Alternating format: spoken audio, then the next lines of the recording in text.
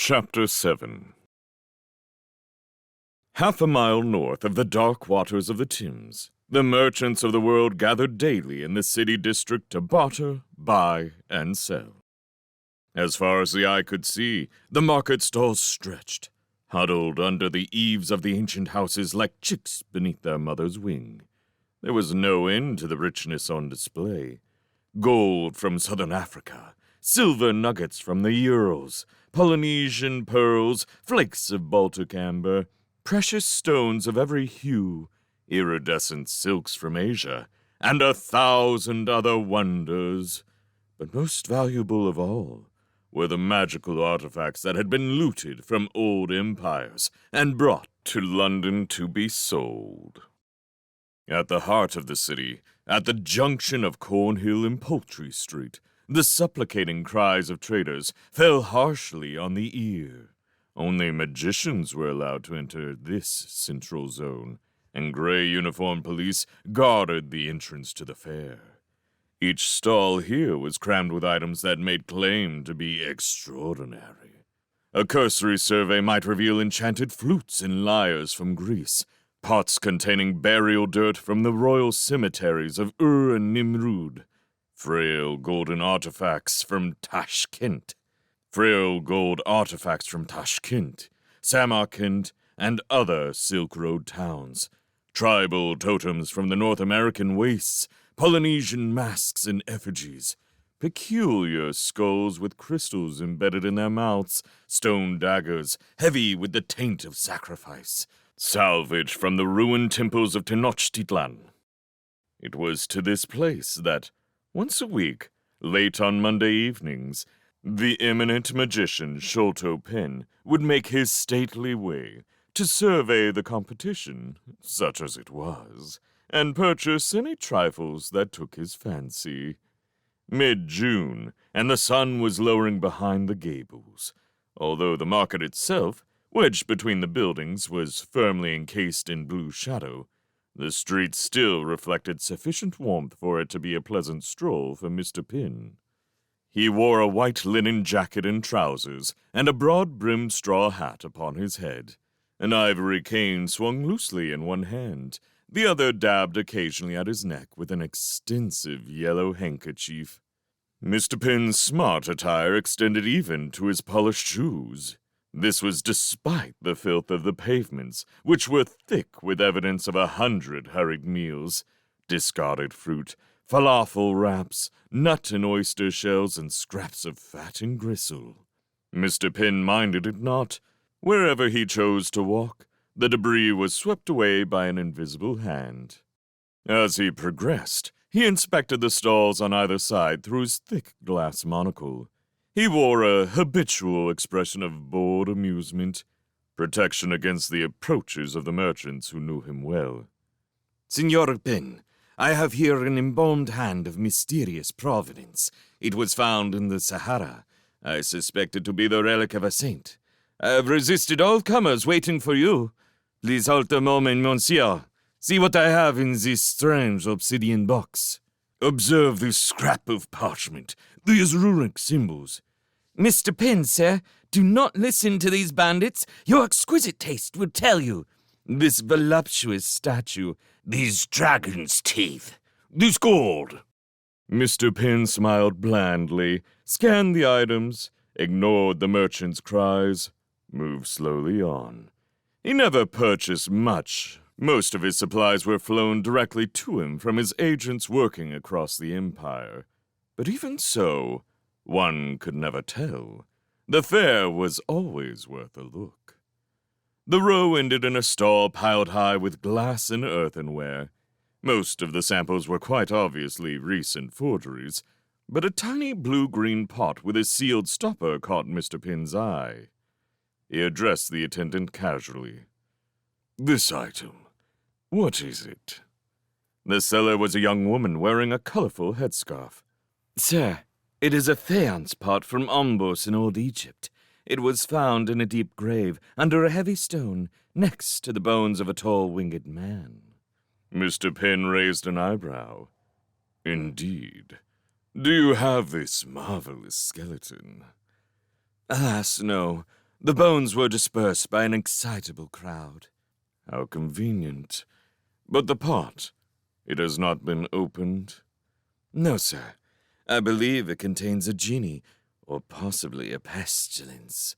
Buy it, open it, and see for yourself. Mr. Penn picked up the pot and turned it over in his fat white fingers.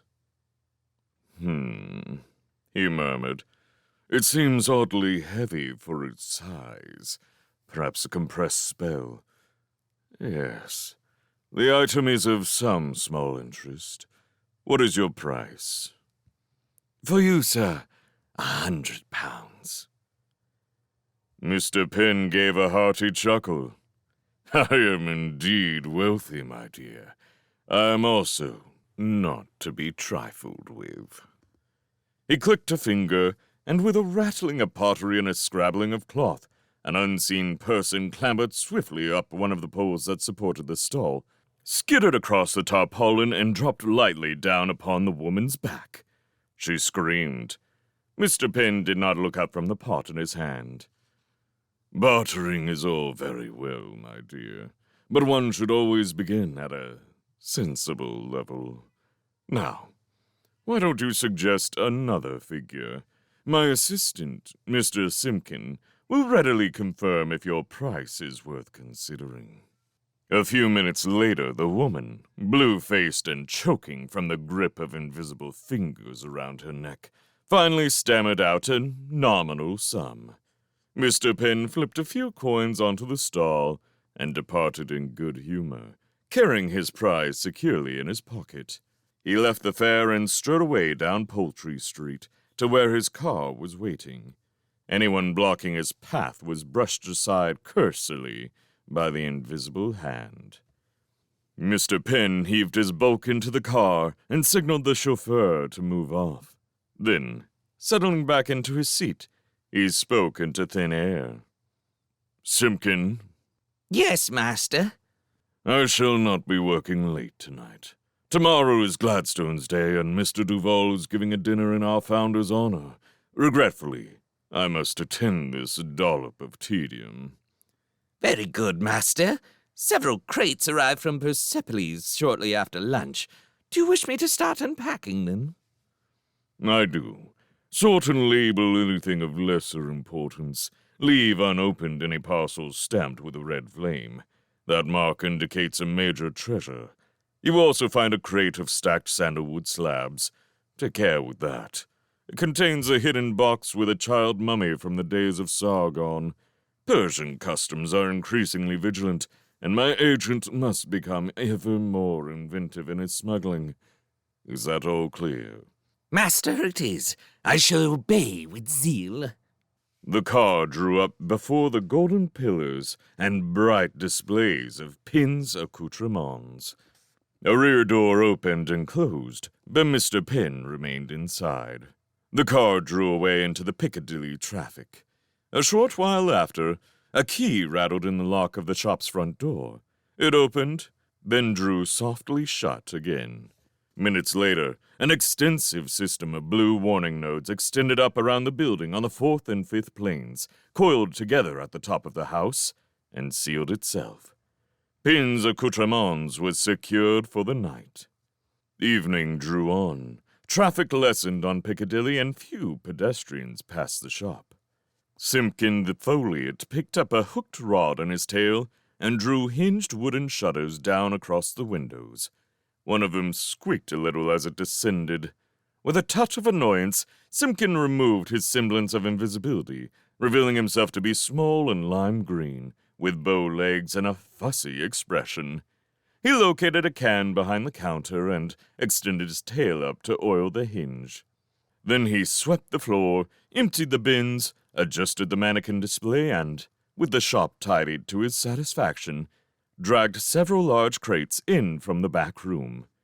Before settling down to his task, Simkin double-checked the magical alarm system with great care. 2 years previously, a vicious genie had succeeded in getting in under his watch, and many precious items had been destroyed. He had been lucky that the master had forgiven him, far luckier than he deserved. Even so, The memory of his punishment still made his essence tremble. It must never happen again. The nodes were intact and vibrated warningly whenever he stepped near the walls. All was well. Simkin gained entry to the first crate and began removing the wool and sawdust packing. The first item he came to was small and wrapped in tarry gauze. With expert fingers, he removed the gauze and surveyed the object dubiously. It was a doll of sorts, made of bone, straw, and shell. Simkin scratched a note in the accounts with a long goose quill. Mediterranean basin, 4,000 years old approx. Curiosity value only, of insignificant worth. He placed it on the counter and continued delving. Time passed. Simkin was on the penultimate crate. It was the one stuffed with sandalwood, and he was carefully picking through it in search of the smuggled mummy when he first heard the rumbling sounds. What were they? Car traffic? No. They stopped and started too abruptly. Perhaps rolls of distant thunder. The noises grew louder and more disquieting. Simkin laid down his quill and listened, his round head slightly to one side. Strange, disjointed crashes, punctuated by heavy thudding. Where did they come from? Somewhere beyond the shop, that was obvious, but from which direction? He hopped to his feet and, cautiously approaching the nearest window, raised the shutters briefly. Beyond the blue security nodes, Piccadilly was dark and empty. There were few lights on in the houses opposite, and little traffic. He could see nothing to explain the sounds. He listened again. They were stronger now. In fact, they seemed to be coming from somewhere behind him, back within the recesses of the building. Simkin lowered the shutter, his tail swishing uneasily. Retreating a little, he stretched behind the counter and retrieved a large and knobbly club. With this in hand, he padded to the storeroom door and peered inside. The room was as normal, filled with stacks of crates and cardboard boxes, and shelves of artifacts being prepared for show or sale. The electric light in the ceiling hummed gently. Simkin returned to the shop floor, frowning in puzzlement. The noises were quite loud now. Something, somewhere, was being smashed. Should he perhaps alert the master? No, an unwise thought. Mr. Penn disliked being bothered unnecessarily. It was best not to disturb him. Another reverberating crash, and the sound of breaking glass. For the first time, Simkin's attention was drawn to the right-hand wall of Pins, which joined on directly to a delicatessen and wine merchant's. Very strange. He stepped forward to investigate. At that moment, 3 things happened. Half the wall exploded inwards. Something large stepped into the room. All light in the shop went out. Transfixed in the center of the floor, Simkin could see nothing, neither on the first plane nor on any of the other 4 to which he had access. A swath of ice-cold darkness had engulfed the shop, and deep within it, something moved. He heard a footstep, then a horrendous crashing noise from the direction of Mr. Pin's antique porcelain. Another step followed, then a ripping and rending that could only come from the racks of suits that Simkin had so carefully hung that very morning. Professional distress overcame his fear. He let out a groan of fury and, flexing the club, scraped it accidentally against the counter. The footsteps stopped. He sensed something peering in his direction. Simkin froze. Darkness coiled about him. He flicked his eyes back and forth. From memory, he knew he was only a few meters away from the near shuttered window. If he stepped backwards now, perhaps he could reach it before... Something stepped across the room towards him. It came with a heavy tread. Simkin tiptoed backwards. There was a sudden splintering noise midway across the room. He halted, wincing. That was the mahogany cabinet that Mr. Pin was so fond of. Regency period with ebony handles and lapis lazuli inlays. What a terrible disaster. He forced himself to concentrate. Only 2 meters more to the window. Keep going. He was almost there. The heavy tread came after him, each step a ringing concussion against the floor. A sudden clatter and screeching of torn metal. Oh, now that was too much. Those racks of protective silver necklaces had taken him an age to sort. In his outrage, he had paused again. The footsteps were closer now. Simkin hurriedly tottered a little further, and his searching fingers touched the metal shutters. He felt the warning notes vibrating beyond it. All he had to do was break his way through. But Mr. Pin had instructed him to remain within the shop at all times, to protect it with his life. True, it was not an official charge made in a pentacle. He hadn't had one of those for years, so he could disobey it if he chose. But what would Mr. Pin say if he left his post? The idea didn't bear thinking about. A shuffling step beside him, a cold taint of earth and worms and clay. If Simkin had obeyed his instincts and turned tail and fled, he might yet have saved himself. The shutters could have been broken through, the alarm nodes torn open. He could have fallen out into the road. But years of willing subjugation to Mr. Pin had robbed him of his initiative. He had forgotten how to do anything under his own volition. So he could do nothing but stand and tremble and utter hoarse squeaks of ever-escalating pitch as the air about him grew grave cold and slowly filled with an unseen presence. He shrank back against the wall. Right above him, glass shattered. He felt it cascading to the floor. Mr. Pin's Phoenician incense jars, priceless! He gave a cry of rage and, in his final moment, remembered the club held in his hand. Now, blindly, with all his strength, he swung it at last, lashing out at the looming dark that bent down to receive him.